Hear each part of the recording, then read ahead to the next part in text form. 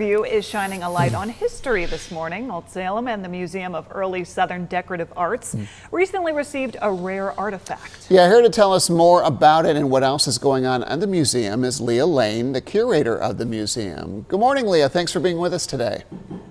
Good morning. Thanks for having me. So, Leah, first we're going to ask you just to talk a little bit about the museum and just the focus of the exhibits there. Yeah, so MESDA is the Museum of Early Southern Decorative Arts, and we focus on an 8-state region that we define as the South. There are many Souths. And we collect objects made and used in those spaces up to 1860. So we're talking furniture, glass, ceramics, metal of all kinds, basically the things of life. Okay. Sounds pretty straightforward. So tell us about this new badge artifact. What is it and how rare is it?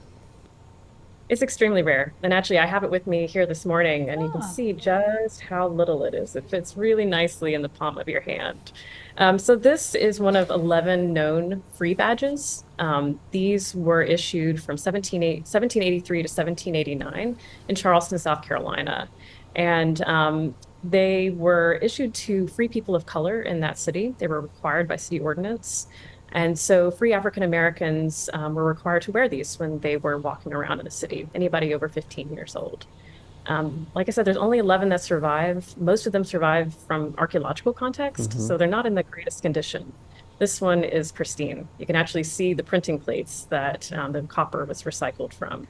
And you can see where someone wore this. This would have had been visible on their person on a daily basis. Just talk about, Leah, touch on the value of, being able to preserve that history and have it here in the Piedmont Triad. Yes, it's incredible. So objects are amazing because they preserve the stories of people who don't show up in written records, who don't show up in the stories of history that we often grow up with. They show up, these are the people who are working, who are making amazing things in our southern and our northern cities. And so I think it's really important to encounter objects and to really remember the people who wore them and remembered them and kept them. And in this case, the free Black population of Charleston, it's almost 600 people by 1790. It's huge. And this is a great way to remember their presence and their contributions. Leah, what do we know about free people of color that lived in Charleston at that time?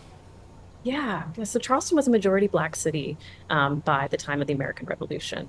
And we know that free people of color in Charleston were in a remarkable number of trades. We know people like John Gough, who was a cabinet maker, which is what we call furniture makers, who was making incredible furniture that still survives today.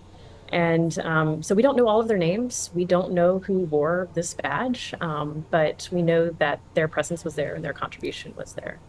And we understand there is a new program maybe coming soon that you can talk a little bit about.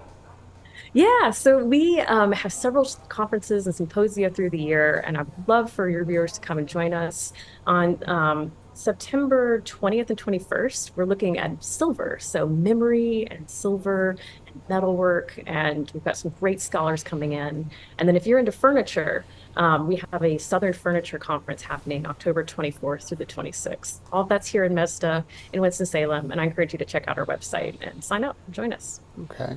Leah, thank you for being with us. Before we let you go, though, I'm a bit of a history buff myself. I love looking at my family history for one, too. Can you talk about just personally what history museums mean to you and just kind of give us an example of their importance? Yeah, I think, again, it's all about remembering our ancestors. It's about understanding what they went through, who they knew, what their experiences were.